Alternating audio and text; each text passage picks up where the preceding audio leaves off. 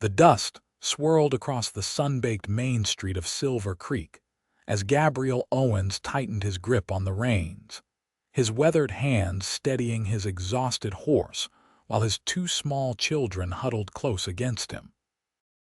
The journey had taken everything from him: his wife, his dignity, and most of his possessions, leaving him with nothing but two hungry mouths to feed, a handful of coins, and clothes so tattered they barely provided protection from the harsh elements of the frontier.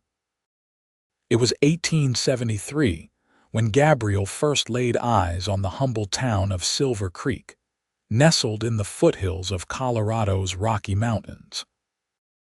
The settlement was typical of those that had sprung up in the wake of the Silver Rush, a main street lined with wooden structures, some ornate and painted, others weathered and plain. The town boasted a saloon, a general store, a small church, and what appeared to be a modest dress shop with a wooden sign that read Olivia's Haberdashery and Tailoring. 6-year-old Emma clung to her father's waist while 4-year-old James sat in front of him, both children's faces streaked with dust and exhaustion. Gabriel's heart ached with the knowledge that he couldn't provide for them as they deserved, but hope stirred within him at the sight of civilization after weeks on the trail. "Pa, are we staying here?" Emma asked, her voice small and tired. Gabriel's eyes scanned the buildings, searching for possibilities. "Yes, sweetheart, I think we might." As he guided his horse toward the hitching post outside the general store, he noticed a woman stepping out of the dress shop. She wore a simple blue dress, her chestnut hair pulled back in a practical bun, though a few wayward strands framed her face. She paused on the boardwalk, her attention drawn to the bedraggled newcomers. Gabriel dismounted carefully, lifting James down first before helping Emma to the ground. His legs felt unsteady after so many hours in the saddle. "You folks look like you've had a hard journey," the woman said, approaching with measured steps. Her eyes were warm but assessing, taking in their disheveled appearance with neither pity nor judgment. "Yes, madam," Gabriel replied, his voice rough from disuse. "We've come from Kansas, lost our farm in the drought." The woman nodded, her gaze lingering on the children. "I'm Olivia Hammond. I run the dress shop here." "Gabriel Owens," he replied with a slight tip of his hat. "These are my children, Emma and James." Olivia crouched down to the children's level, her smile gentle. "Hello there. You both look like you could use a good meal and some new clothes."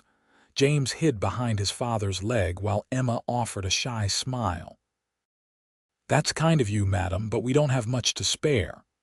Gabriel's pride warred with necessity. The children's clothes were as ragged as his own, patched multiple times and now barely holding together. "Nonsense," Olivia said firmly. "First things first. Let me take your measurements and we can discuss payment later." She looked up at Gabriel, her expression brooking no argument. The children first. They shouldn't have to wear those rags another day. Before Gabriel could protest, Olivia had taken Emma's small hand. "Come along, dear. Let's see what we can do for you and your brother." Gabriel found himself following Olivia into her shop, drawn by her quiet authority and the promise of help for his children. The interior of the dress shop was neat and organized, with bolts of fabric lining the walls and a large cutting table in the center. A small stove in the corner kept the chill at bay, and the scent of clean fabric and wood polish filled the air. "Martha," Olivia called, and a gray-haired woman emerged from the back room. "Would you please fetch some tea for our guests while I take measurements?" "Of course," Martha replied, her curious gaze taking in the newcomers. Olivia guided Emma to stand on a small platform near a mirror. "Now, let's see how tall you are," she said, retrieving a measuring tape from around her neck. Gabriel watched, uncomfortable with accepting charity yet unable to deny his children's needs. "I can work," he said suddenly. I'm good with my hands, carpentry, repairs, anything. Olivia glanced up at him, her measuring tape stretched across Emma's shoulders. Silver Creek can always use another pair of skilled hands, Mr. Owens. I'm sure you'll find work. She returned her attention to Emma. You're going to look lovely in a new dress, my dear. Would you like blue or yellow? Emma's face lit up. Yellow, please, madam. Yellow it is. Olivia smiled, jotting down measurements in a small notebook. And for the young man, James approached cautiously as his sister stepped down from the platform. Olivia's gentle manner soon had him standing still while she measured him, occasionally tickling his belly to make him laugh. Gabriel felt a tightness in his chest as he watched. It had been months since he'd heard his children laugh so freely. The journey west had been marked by grief and hardship following his wife Caroline's death from fever. The drought had taken their farm, and with it, their security and sense of belonging. Martha returned with tea and some biscuits, which the children devoured hungrily. Gabriel accepted a cup with thanks, savoring the warmth and normalcy of the moment. Where are you planning to stay? Olivia asked as she put away her measuring tape. Gabriel hesitated. I hadn't thought that far ahead. Is there a boarding house in town, Mrs. Miller's on the East End, Martha supplied, but she charges a pretty penny. I have a spare room above the shop, Olivia said after a moment. It's simple but clean. You're welcome to use it until you find your footing. Gabriel stiffened. I can't accept. You can work it off, Olivia interrupted. The roof leaks when it rains and the back step is rotting. I've been meaning to hire someone to fix them. Gabriel studied her face, looking for signs of pity or ulterior motives, but found only practical kindness. That's more than fair, he agreed finally. Thank you, Miss Hammond, Mrs., she corrected gently. Though my husband has been gone these 5 years now. I'm sorry, Gabriel said, understanding in his eyes. Olivia nodded in acknowledgement. Martha, would you show Mr. Owens and his children to the room while I start on some patterns? As Martha led them up the narrow staircase at the back of the shop, Gabriel found himself looking back at Olivia. She was already at her cutting table, scissors in hand, focused on her work. There was something compelling about her calm efficiency. The way she had taken charge of the situation without making him feel like a charity case. For the first time since leaving Kansas, Gabriel felt a flicker of something like hope. Perhaps Silver Creek could be more than just another stop on an endless journey. Perhaps here they might find a place to rebuild. The room above Olivia's shop was modest but clean, with a large bed, a small trundle that could be pulled out for the children, and a washstand with a pitcher and bowl. A window overlooked the main street, and Gabriel could see the mountains rising in the distance, their peaks still capped with snow despite the summer heat. There's a pump out back for water, Martha explained, and the privy's behind the building. Mrs. Hammond will have supper ready around 6. She lives in the house just behind the shop. This is very generous, Gabriel said, still uncomfortable with accepting so much help. Martha's expression softened. Olivia knows what it's like to arrive somewhere with nothing. Her husband brought her here from Boston after they married. When Thomas died in the mine collapse, she had to make her own way. She patted his arm. Don't worry about your pride, young man. We all need a helping hand sometimes. After Martha left, Gabriel helped the children wash up with the little water in the pitcher. They were both exhausted and soon fell asleep on the bed, curled together like puppies. Gabriel sat in the chair by the window, watching the activity on the street below, his mind racing with possibilities and concerns. He had a little money saved, not much, but enough to get them through a few weeks if he was careful. If he could find steady work, perhaps they could stay in Silver Creek. The town seemed prosperous enough, with the silver mines in the hills providing employment and bringing in trade. His thoughts turned to Olivia Hammond.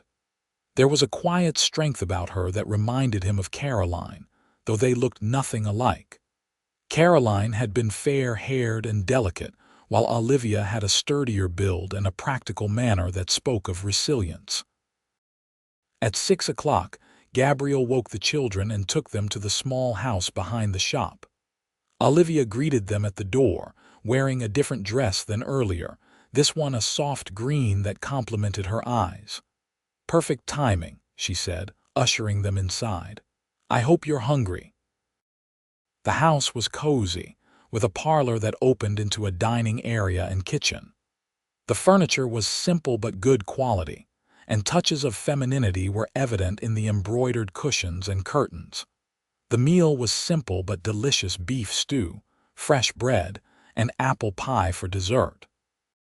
The children ate enthusiastically, their earlier shyness forgotten as Olivia asked them questions about their journey and their lives before.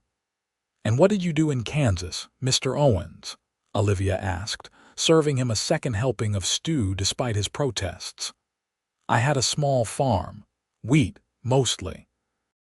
But I was a carpenter by trade before I married and settled down." He hesitated, then added, "My wife thought farming would be a more stable life for raising children." "I'm sorry about your wife," Olivia said softly. "Martha mentioned you're widowed." Gabriel nodded, a familiar ache in his chest. "Fever took her last winter. After that, the drought came and the farm." He trailed off, conscious of the children listening. "So you decided to head west," Olivia finished for him. "Seemed like the only option," Gabriel agreed. "I heard there was work in the silver towns for men who weren't afraid of hard labor." "There is," Olivia confirmed. "Though mining isn't the only option. The Hendersons are building a new hotel on the west side of town. They might need skilled carpenters." After dinner, Gabriel insisted on washing the dishes while Olivia prepared patterns for the children's new clothes. Emma sat nearby, watching with fascination as Olivia sketched and cut. "Have you always been a seamstress?" Gabriel asked as he dried the last plate. Olivia smiled, her hands never pausing in their work. "No. In Boston, I was the pampered daughter of a merchant. I could play the piano and embroider a handkerchief, but I'd never made a dress from start to finish." Her expression turned wistful. "Thomas was in Boston on business when we met. He swept me off my feet, and before I knew it, I was a miner's wife in Colorado, learning to cook on a wood stove and mend clothes that in Boston I would have simply replaced." "How did you end up with the dress shop?" "Necessity," Olivia replied simply. "After Thomas died, I had few options. I could return to Boston in disgrace, marry again quickly, or find a way to support myself." She shrugged. "I'd learned to sew out of necessity and discovered I had a talent for it. The previous owner of the shop was returning east, so I used what little savings we had to buy it."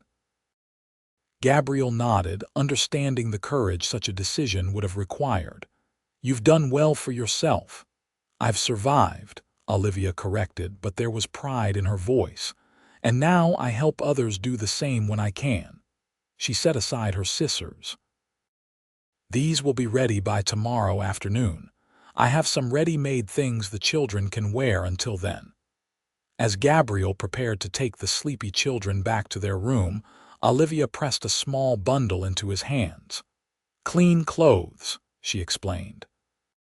"They may not fit perfectly, but they'll do until I can make you something proper." "Mrs. Hammond, Olivia, please." "Olivia," he amended, "I can't keep accepting your charity." "It's not charity, Mr. Owens, it's an investment." Her gaze was direct. "You fix my roof and steps and I'll provide clothes for you and your children. A fair exchange of services." Put that way, it was harder for Gabriel to refuse. "Gabriel," he offered in return, "and thank you. We'll be out of your hair as soon as I find more permanent arrangements." Olivia smiled. "There's no rush. Now get these little ones to bed. Tomorrow will be a busy day." Gabriel slept poorly that night, despite his exhaustion. The bed was the most comfortable he'd had in months, but his mind wouldn't quiet.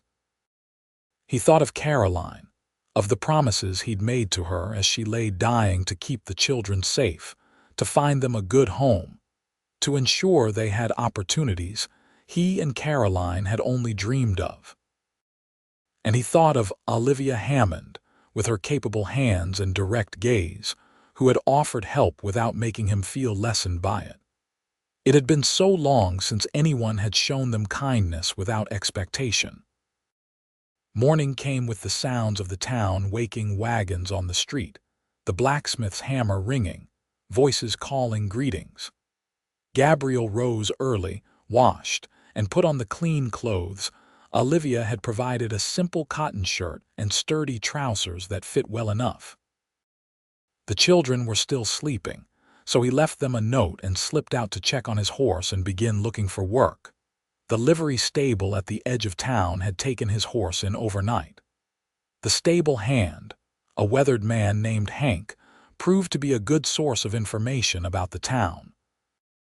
"Henderson's Hotel is your best bet for carpentry work," Hank confirmed as Gabriel paid for the horse's care.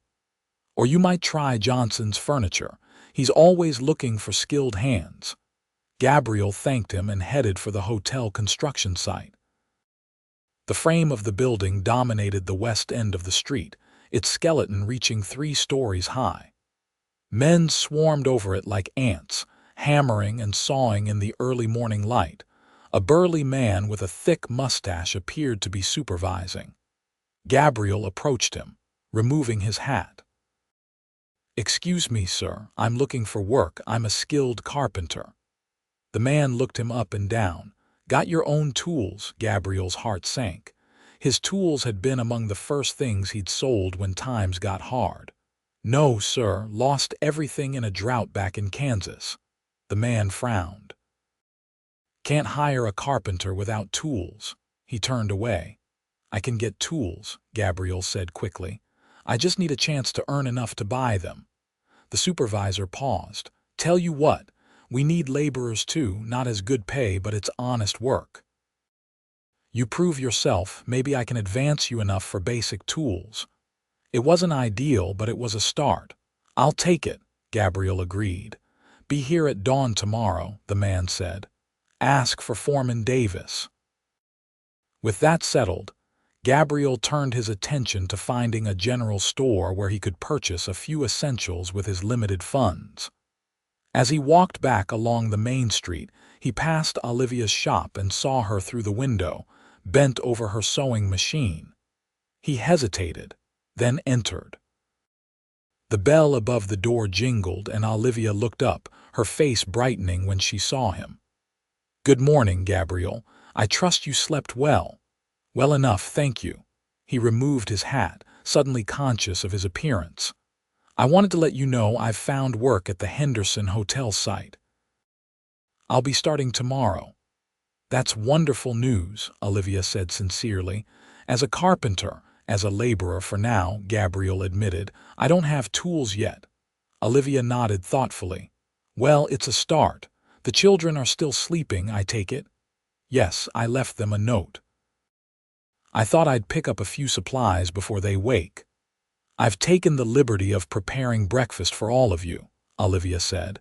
"It's keeping warm in my kitchen, and Martha is watching for the children to stir." Gabriel was once again struck by her thoughtfulness. "You don't need to feed us, Olivia. The room is more than enough." "Nonsense. You can't work on an empty stomach, and growing children need regular meals." Her tone was matter of fact. "Besides, I always make too much for just myself." Before Gabriel could respond, Martha appeared from the back room. "The little ones are up, Mrs. Hammond. I've shown them where to wash up." "Perfect timing," Olivia said, setting aside her work.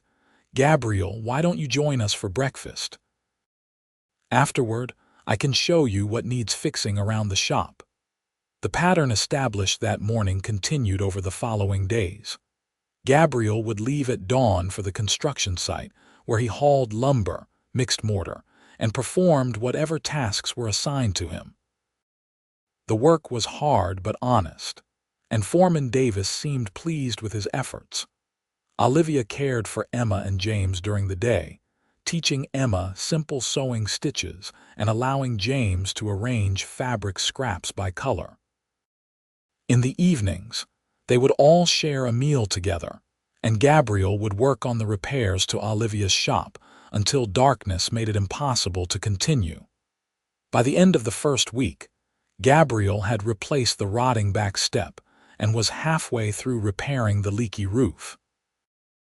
Olivia had completed new clothes for all three Owens, refusing to discuss payment beyond the repairs Gabriel was already making.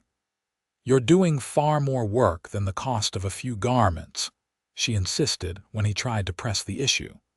"Consider it a welcome to Silver Creek." On Sunday, they attended the small church together, the children dressed in their new clothes and Gabriel in a crisp shirt and the best of his old trousers, which Olivia had mended skillfully. The townspeople were curious but welcoming, and by the end of the service, Emma and James had been invited to join the town's few other children for lessons with the preacher's wife the following day. "It's not a proper school," Olivia explained as they walked back to the shop, "but Mrs. Peterson was a teacher back east before she married the preacher. She does her best to educate the children." Gabriel watched his children skipping ahead of them, looking healthier and happier than they had in months. "They need routine and learning," he agreed, "and friends their own age." "Are you planning to stay in Silver Creek then?" Olivia asked, her tone carefully neutral. Gabriel considered the question. "I think so, yes. The work is steady and the town seems to be growing. It would be a good place for the children to put down roots." He glanced at her. "And I have to admit, your kindness has made the decision easier." A hint of color appeared in Olivia's cheeks. "I'm glad. The children are delightful and," she hesitated, "it's been nice having company. The house feels less empty with all of you around." Their eyes met briefly before both looked away. Gabriel was surprised to feel his own face warming. It had been a long time since he'd thought of any woman except Caroline, but there was something about Olivia that drew him: her independence, her quiet strength, her kindness without pity. That evening, after the children were asleep, Gabriel found Olivia sitting on the small porch behind her house, a shawl wrapped around her shoulders against the cooling night air. "May I join you?" he asked. She smiled and gestured to the empty chair beside her. "Please do." They sat in comfortable silence for a few minutes, listening to the night sounds: crickets, the distant piano from the saloon, the occasional voice or laugh from someone passing by.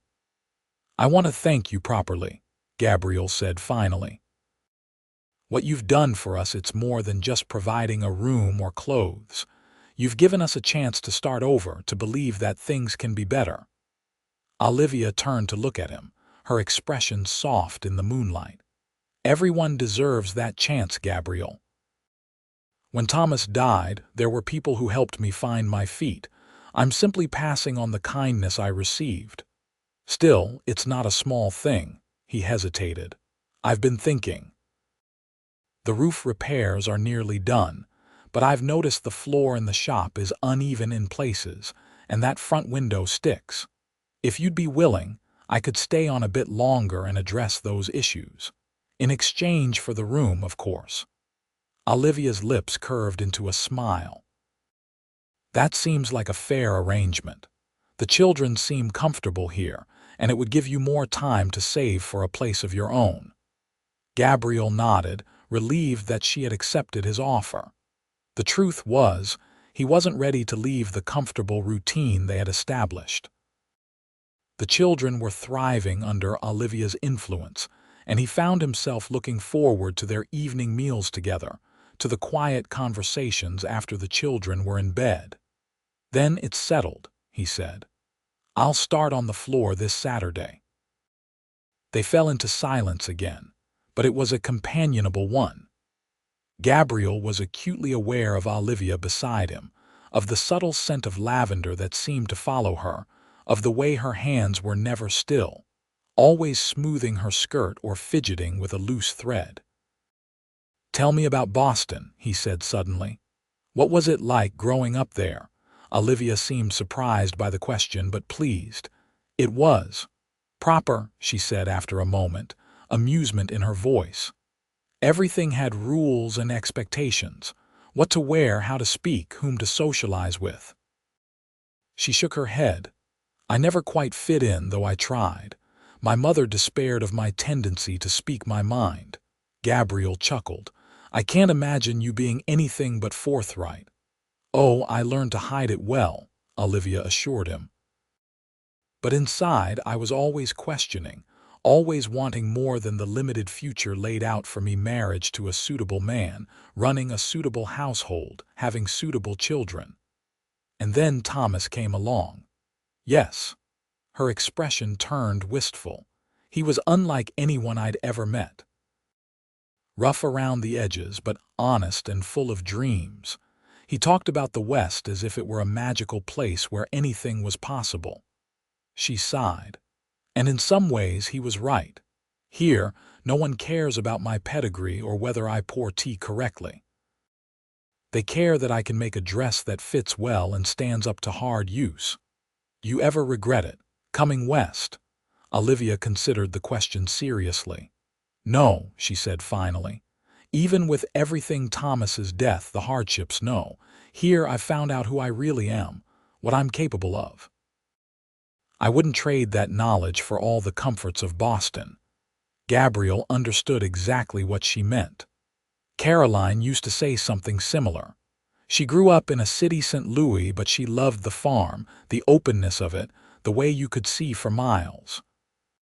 "She sounds like a remarkable woman," Olivia said gently. She was. The familiar ache was there, but dulled now by time and the pressing concerns of the living. "She would have liked you, I think. She had no patience for pretense either." They talked well into the night, sharing stories of their pasts, discovering shared values and surprising differences of opinion that led to spirited but good-natured debates. When Gabriel finally rose to go to bed, he felt lighter than he had in months, as if some of the grief he had been carrying had been set down at last. "Good night, Olivia," he said, pausing at the door. "Thank you for the conversation." "Good night, Gabriel," she replied, her smile visible in the moonlight. "Sleep well." As summer gave way to early autumn, Gabriel's position in Silver Creek became more established. Foreman Davis, impressed by his work ethic, promoted him to carpenter's assistant when one of the men left town unexpectedly. The position came with a slight raise and, more importantly, access to tools. Gabriel began staying late at the construction site, working on small projects of his own after his official duties were complete. A sturdy wooden toy for James, a small jewelry box for Emma's birthday. He also crafted a delicate wooden comb for Olivia, carving intricate flowers along its spine. He kept it hidden, uncertain whether such a personal gift would be appropriate, yet unable to stop himself from working on it in every spare moment. The children settled into life in Silver Creek with the resilience of youth. They attended lessons with Mrs. Peterson each morning and spent their afternoons either helping in Olivia's shop or playing with the other town children. Emma, in particular, blossomed under Olivia's tutelage, showing a natural talent for needlework that delighted her teacher. "She has an eye for color and proportion that can't be taught," Olivia told Gabriel one evening as they watched Emma carefully stitching a sampler. "With practice, she could become a fine seamstress herself one day." Gabriel felt a surge of pride mixed with gratitude. She never showed interest in sewing before. Caroline tried to teach her, but Emma was always more interested in helping me in the workshop. "Sometimes we need to see someone passionate about a skill before we can recognize our own interest in it," Olivia suggested.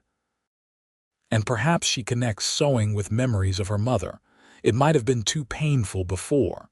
Gabriel was struck by her insight. You understand children well. A shadow crossed Olivia's face.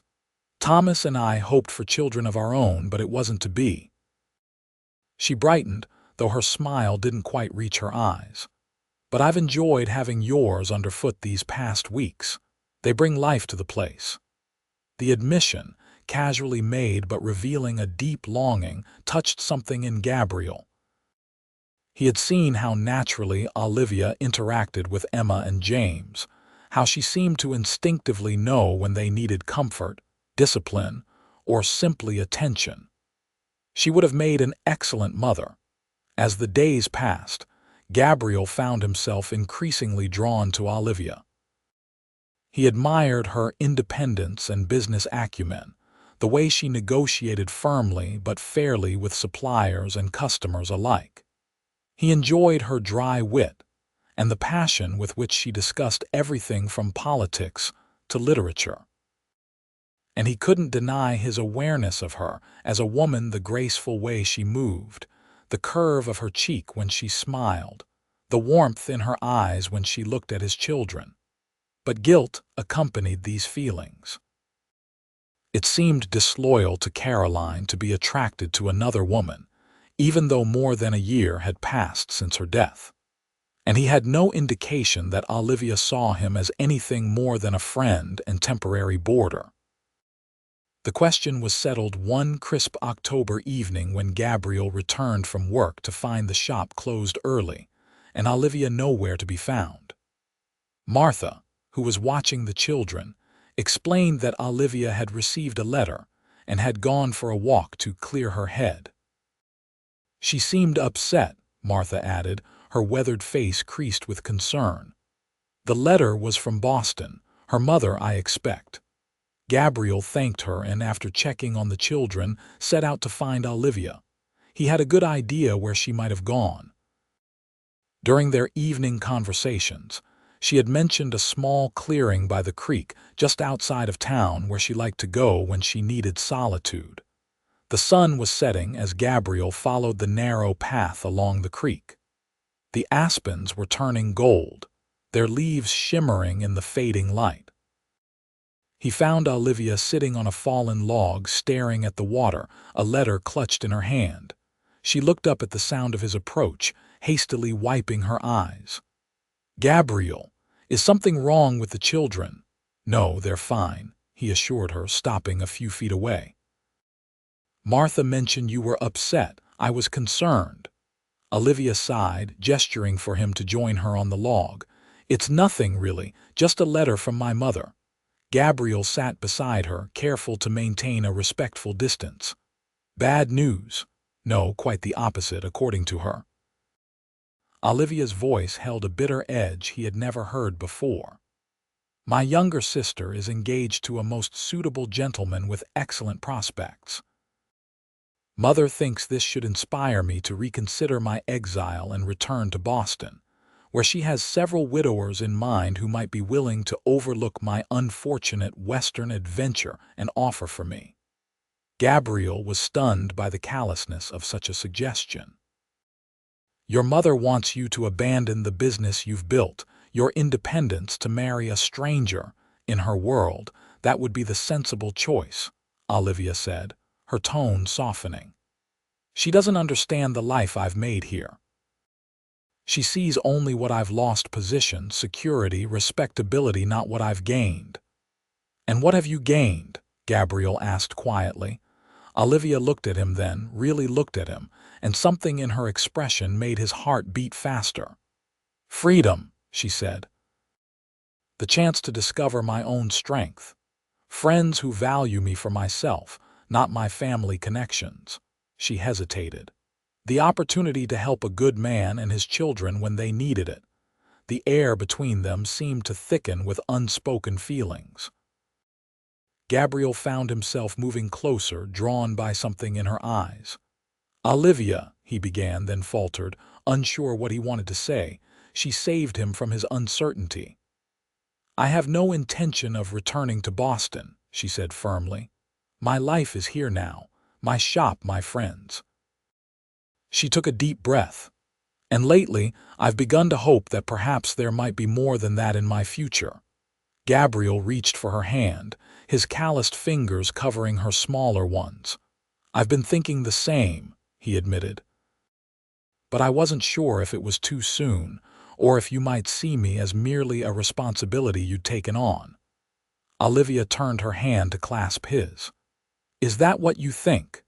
That I see you and the children as an obligation?" "No," Gabriel said honestly. "But I know your kind heart, and I wouldn't want to mistake compassion for something else." "Gabriel Owens," Olivia said, a smile beginning to lighten her features. "I assure you, what I feel for you has long since moved beyond compassion."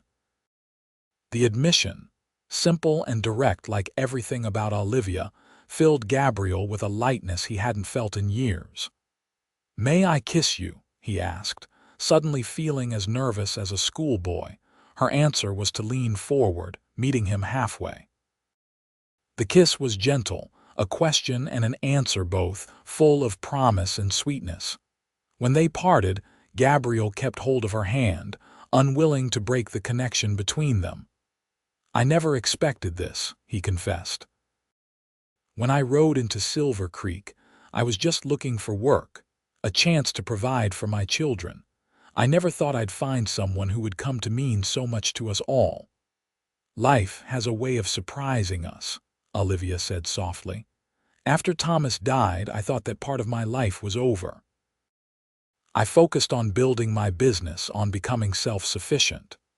And then one day, a man with torn clothes and 2 beautiful children appeared, and suddenly, I found myself caring again, hoping again." Gabriel brushed a strand of hair from her face, marveling at how natural it felt to touch her this way. "The children adore you. Emma talks about you constantly, and even James, who's usually so reserved with strangers, follows you around like a puppy." "They're wonderful children," Olivia said warmly. "You've done remarkably well with them, especially considering all you've been through. They make it easy. They're resilient, like their mother was." Gabriel took a deep breath.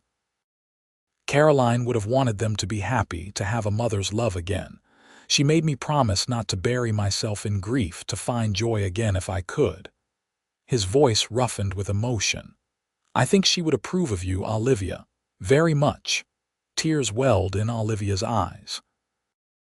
"That means a great deal to me. I would never try to replace her in their hearts or yours, but I hope there might be room for me alongside her memory." "There is," Gabriel assured her, drawing her closer. "More than enough room." They kissed again, more deeply this time, the setting sun painting the clearing in gold and amber light. When they finally headed back to town, hand in hand, Gabriel felt as though he was returning to more than just a temporary lodging. He was returning to a place that was beginning to feel like home. The following weeks brought a whirlwind of changes. Gabriel, with Foreman Davis's recommendation, secured a position as a full carpenter at Johnson's furniture shop, where his skill and attention to detail were quickly recognized and rewarded. The pay was better than the construction work, and the hours more regular, allowing him more time with the children and Olivia. Their courtship progressed naturally, with little need for formal declarations. They already shared meals and daily life. Now they added walks through town, Sunday afternoon picnics with the children, and stolen moments of privacy when Martha took Emma and James to the general store or the park. The town took notice, of course. Silver Creek was small enough that little escaped observation, and the growing attachment between the widowed seamstress and the carpenter newcomer provided a welcome topic of discussion. Most reactions were positive. Both Gabriel and Olivia were well liked, and the townsfolk appreciated seeing 2 people who had known hardship finding happiness together. Only a few raised eyebrows at the speed of the relationship, but as Martha pointed out to one particularly vocal critic, when you've known grief like they have, you don't waste time once you find joy again. November brought colder weather and preparations for the coming winter. Gabriel, now earning a steady wage, began looking for a small house to rent. As much as he and the children had come to feel at home above Olivia's shop, he knew they couldn't impose indefinitely. "There's a cottage available on Pine Street," he told Olivia one evening as they sat by the fire in her parlor, the children already in bed. "2 bedrooms, a decent kitchen, and a small yard. Mr. Johnson mentioned it today." Olivia's hands stilled in her sewing. "Oh, that sounds suitable." Gabriel studied her face, noting the careful neutrality of her expression. "It's a good location, close to the school they're building and not far from your shop." "Yes, that would be convenient," Olivia agreed, returning to her stitching with perhaps too much concentration. Gabriel set aside the ledger he'd been helping her balance. "Olivia, look at me, please." She did, her eyes guarded in a way they hadn't been for weeks. "Yes, I'm not looking for a house because I'm eager to leave," he explained gently. "I'm looking because I don't want to presume anything about our future. We've never discussed formal arrangements." Understanding dawned in Olivia's expression, followed by a softening that made Gabriel's heart race. "I see. And what sort of formal arrangements did you have in mind, Mr. Owens?" The teasing lilt in her voice gave him courage. "Well, Mrs. Hammond, I was thinking that perhaps, if you weren't opposed to the idea, we might consider a more permanent joining of our households." "Are you proposing marriage, Gabriel?" Olivia asked, setting her sewing aside completely. Gabriel moved from his chair to kneel before her, taking her hands in his. "I am. Inelegantly, perhaps, but sincerely. I love you, Olivia. You've brought light back into my life and my children's lives when we needed it most. If you'll have me, I would be honored to be your husband." Tears shimmered in Olivia's eyes. "And I love you, Gabriel. Your strength, your kindness, your devotion to your children, everything about you. Yes, I will marry you." Their kiss was interrupted by a small gasp from the doorway. They turned to see Emma standing there in her nightgown, eyes wide. "Emma, sweetheart, you should be in bed," Gabriel said gently, though he made no move to release Olivia's hands. "Are you going to be our new mother?" Emma asked Olivia directly, her voice a mix of hope and uncertainty. Olivia held out her arm, inviting Emma to join them. "If that's something you and James would want, yes, I would be your stepmother, but I would never try to replace your real mother." Emma considered this seriously, then nodded. "Mama is in heaven with the angels. She told me before she went away that she would always love me, but that maybe someday we would have a new mother to take care of us here." She looked at Olivia with solemn eyes. "I think she meant you." Gabriel's throat tightened with emotion as Olivia pulled Emma into a fierce hug. "I think your mama was very wise," Olivia whispered, her own voice thick with tears. "And I promise to take very good care of all of you always." "Does this mean we don't have to move to a new house?" Emma asked practically, making both adults laugh through their tears. "Well," Gabriel said, looking to Olivia, "that depends. This house is Olivia's home. We would need to make sure there's enough room for all of us." "There's plenty of room," Olivia assured them. "The upstairs has another bedroom that's just being used for storage now. With some cleaning and new curtains, it would be perfect for the children." "Then it's settled," Gabriel said, including both his daughter and his future wife in his embrace. "We'll make our home here together." They were married 2 weeks later in the small church, with Emma as flower girl and James proudly bearing the rings. The entire town turned out for the ceremony, and the celebration afterward, held in the newly completed Henderson Hotel's dining room. Gabriel had never seen Olivia look more beautiful than she did in her wedding dress, a creation of her own design. Simple yet elegant, with delicate embroidery at the collar and cuffs. He himself wore a new suit, also made by Olivia's skilled hands, and felt a pride he hadn't known in years as he stood beside her and promised to love and cherish her for all his days. The children were radiant in their finery, accepting congratulations and well wishes with growing confidence. Gabriel watched as Emma explained to anyone who would listen that Olivia had been their friend first, then their seamstress, and now was their mother. All because Papa's clothes were torn when we came to town, and Miss Olivia measured us first because children are more important than grown-ups. The simple observation, from a child's perspective, struck Gabriel with its truth. Olivia had indeed seen to the children's needs before his own that first day, a small kindness that had been the beginning of their journey together. Later, as they danced their first dance as husband and wife, Gabriel shared this thought with Olivia. "Emma's right, you know. Everything started because you put the children first that day." Olivia smiled up at him, her eyes bright with happiness. "It wasn't just kindness," she admitted. "I saw something in your face when you looked at them, such love, such determination to give them a better life, despite your own exhaustion and hardship. That's when I knew you were a man worth knowing better."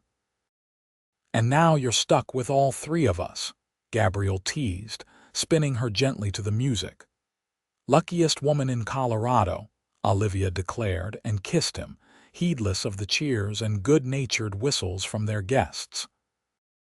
That night, after the children were settled in their temporary room at the hotel, a wedding gift from the Hendersons, Gabriel and Olivia finally had the privacy they had been waiting for.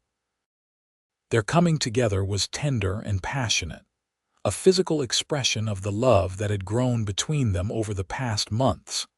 Afterward, as they lay in each other's arms, Gabriel marveled at the turns his life had taken.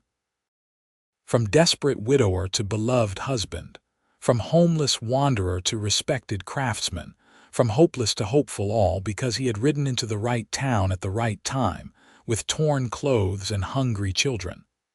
"What are you thinking?"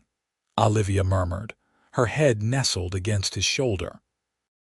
"I'm thinking that sometimes the worst moments in our lives lead us to the best," Gabriel replied, pressing a kiss to her forehead. "If we hadn't lost the farm, if we hadn't been at the end of our rope when we arrived here, we might never have met," Olivia finished for him. "It's a sobering thought. It makes me grateful for every hardship that brought me to you," Gabriel said softly, "and determined to never take this happiness for granted." Olivia propped herself up on one elbow to look at him, her expression serious. "Life will still have difficulties, you know. Marriage doesn't solve everything." Gabriel smiled, tracing the curve of her cheek. "I know. But facing those difficulties together makes them more bearable, and joys shared are joys multiplied." "When did you become such a poet?" Olivia teased, but her eyes were soft with love. "Must be the influence of a certain Boston-educated seamstress," Gabriel replied, pulling her down for another kiss. "She's taught me to see beauty in unexpected places." As winter settled over Silver Creek, the Owens family established new routines in their shared home.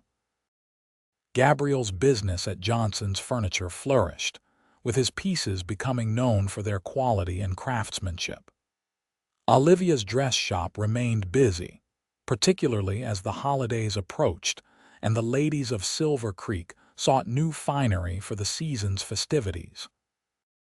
Emma and James thrived under the loving attention of both parents. Emma's skill with a needle continued to develop, while James showed a budding interest in woodworking, often spending Saturday afternoons in his father's workshop at the furniture store, learning to sand wood and use simple tools.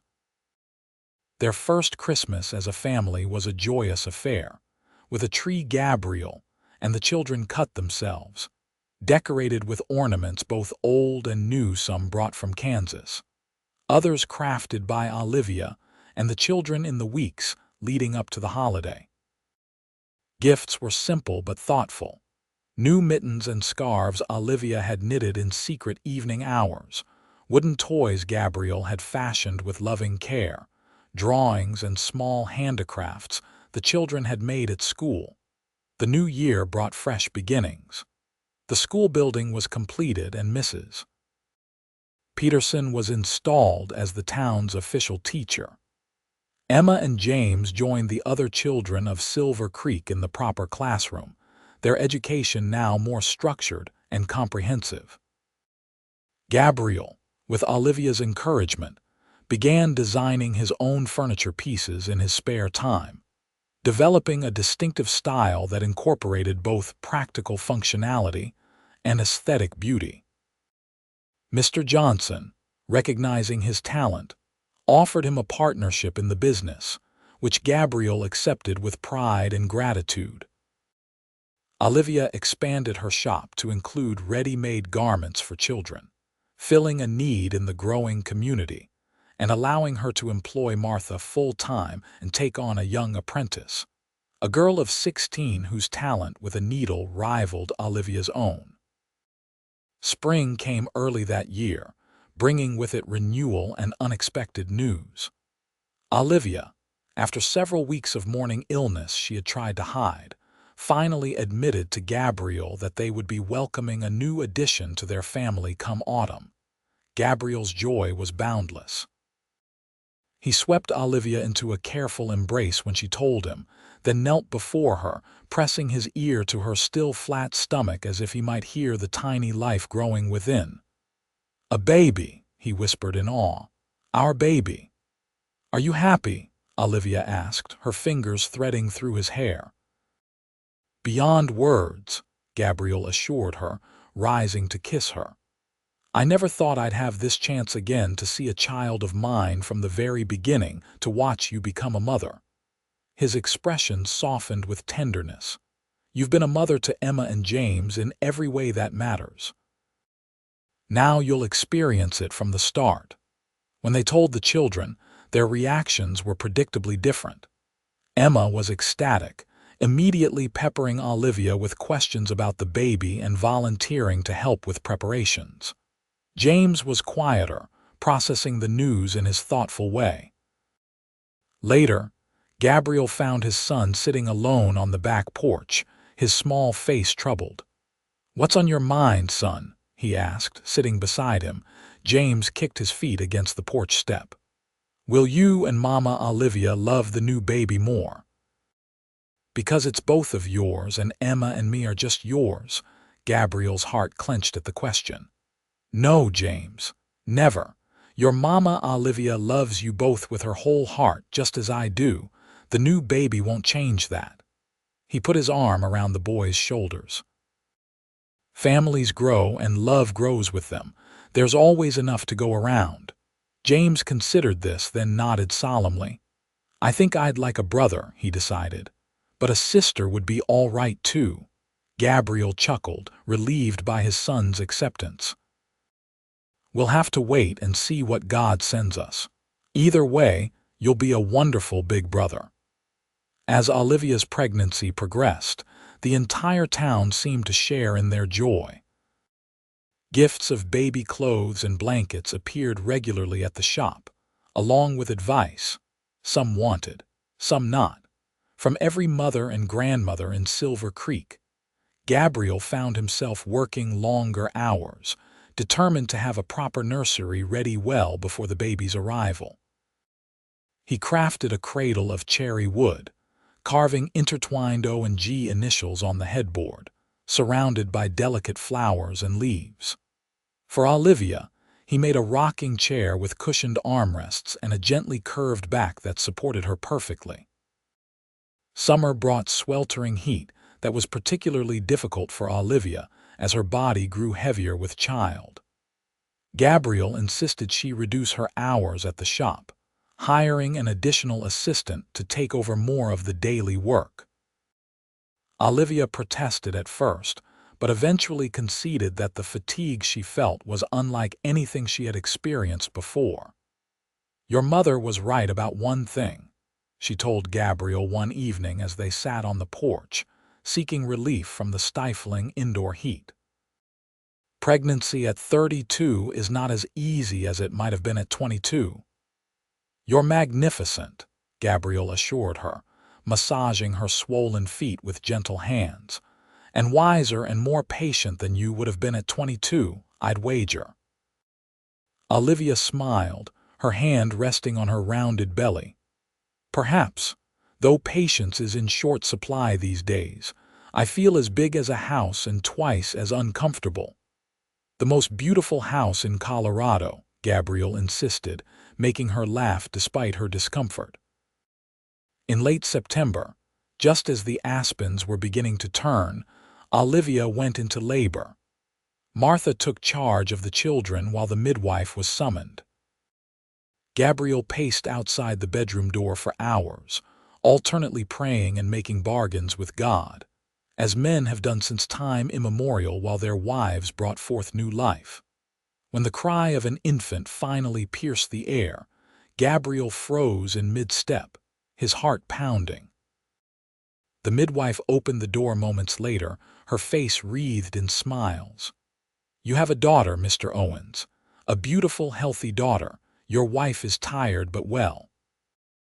Gabriel entered the bedroom on shaky legs to find Olivia propped up against pillows, her face pale with exhaustion but radiant with joy.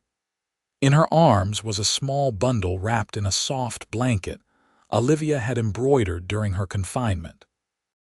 "Come meet your daughter," Olivia said softly, pulling back the blanket to reveal a tiny, perfect face framed by wisps of dark hair. Gabriel sat carefully on the edge of the bed, overwhelmed by love and gratitude. "She's beautiful," he whispered, reaching out to touch the baby's hand. Tiny fingers curled reflexively around his larger one, and he felt tears spring to his eyes, just like her mother. "I thought we might name her Caroline," Olivia said, watching his face closely. "If you'd like that." Gabriel looked up, stunned by the suggestion. "You would do that?" Olivia nodded, her own eyes bright with unshed tears. "She's part of our family's story, Gabriel. Without her, there would be no Emma, no James, and without them you might never have come to Silver Creek." She glanced down at the baby. "Besides, I think she looks like a Caroline, don't you?" Gabriel couldn't speak past the lump in his throat. He leaned forward to kiss Olivia, then pressed his lips gently to his new daughter's forehead. "Caroline Hammond Owens," he said when he could find his voice. "It's perfect." When Emma and James were allowed in to meet their new sister, their reactions cemented the rightness of the name. Emma gasped with delight while James approached cautiously, his eyes wide with wonder. "She looks like the picture of Mama," Emma said, peering at the baby's face. "The one Pa keeps in his special box." Gabriel and Olivia exchanged surprised glances. They had never noticed any resemblance between the baby and the daguerreotype of Caroline that Gabriel treasured, but children sometimes saw things adults missed. "Then she's doubly blessed," Olivia said, making room for Emma to sit beside her on the bed. "She has her own special angel watching over her." As Gabriel looked around at his family, his two older children leaning against Olivia, fascinated by their new sister, his wife, tired but triumphant, his newborn daughter, already binding them all together with invisible threads of love, he felt a sense of completion he had thought forever lost to him. From the depths of tragedy and loss, through hardship and uncertainty, they had found their way to this moment of perfect happiness.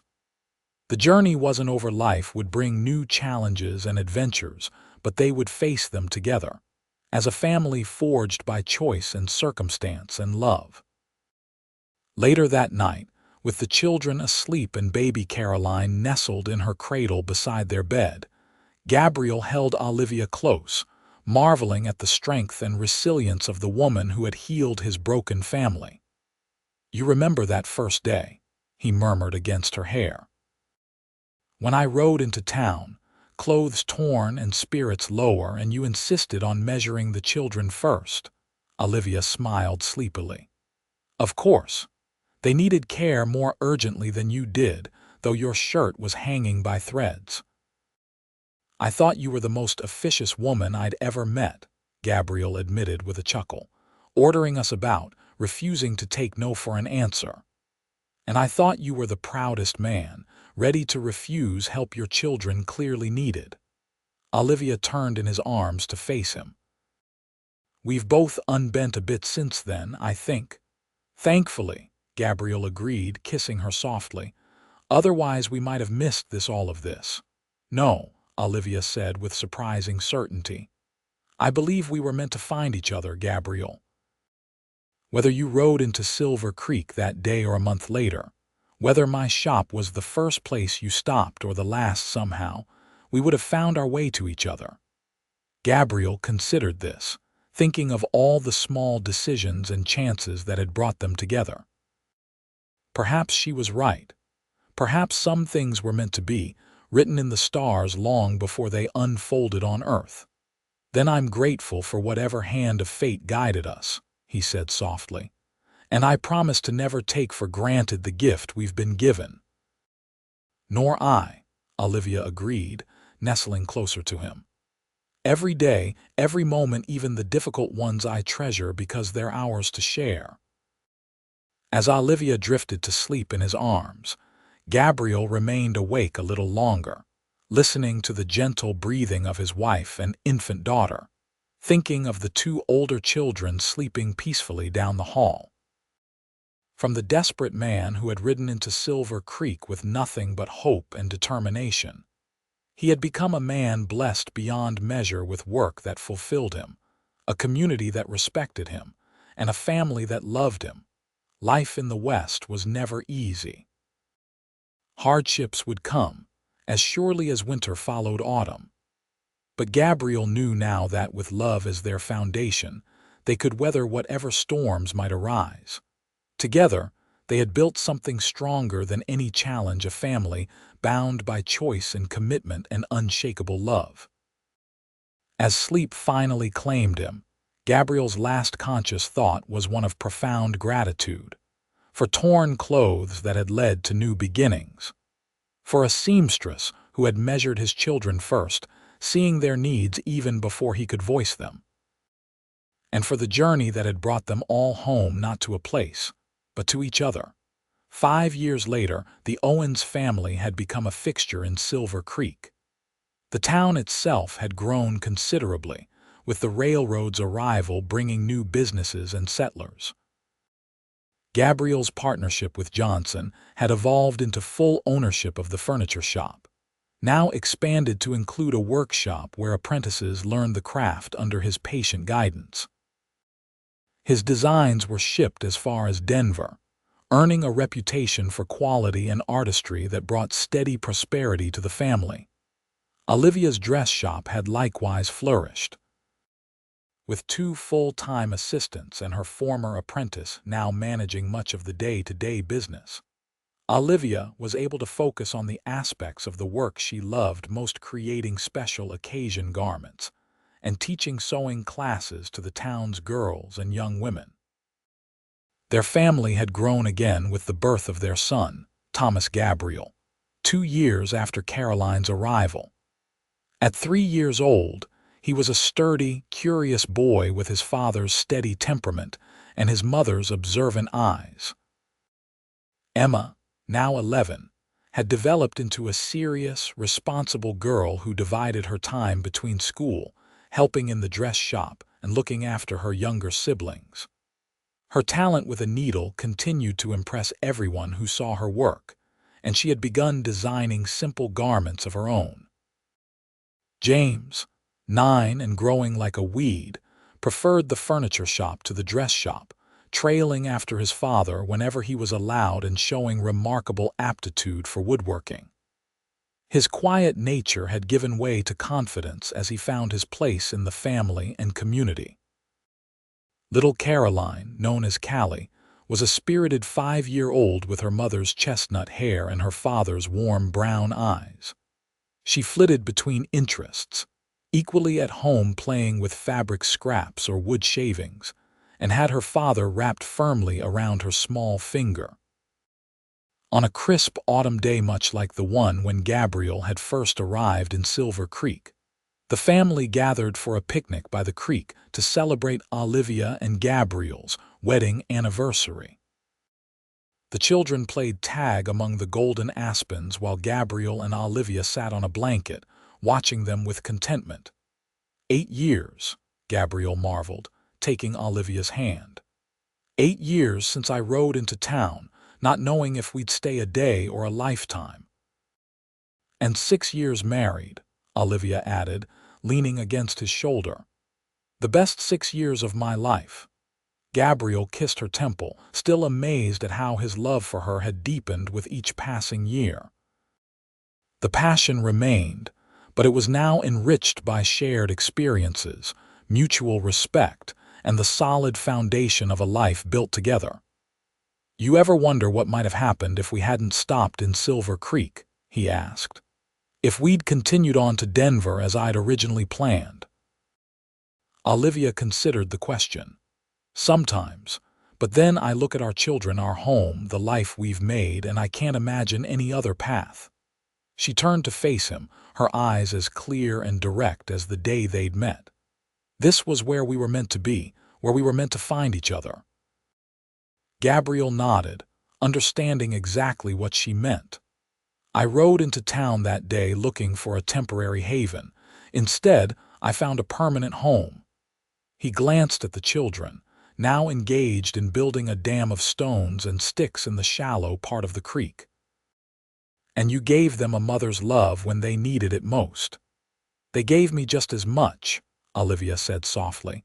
"The chance to be a mother, to know the joy of watching children grow and learn." She smiled, a hint of mischief in her eyes.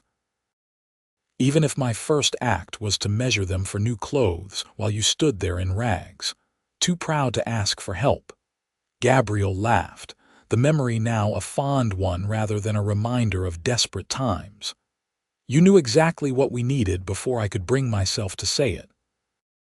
That's always been your gift. And yours has been to build not just furniture, but a family, a home, a future." Olivia's expression grew thoughtful. "We're good together, Gabriel, better than I ever dreamed possible, better than I deserved," Gabriel said quietly. "No," Olivia corrected him firmly. "Exactly what you deserved, what we both deserved after the losses we'd endured." They were interrupted by Callie running up to them, her cheeks flushed with excitement. "Papa, Mama, come see what James made in the creek. It's a water wheel and it really turns."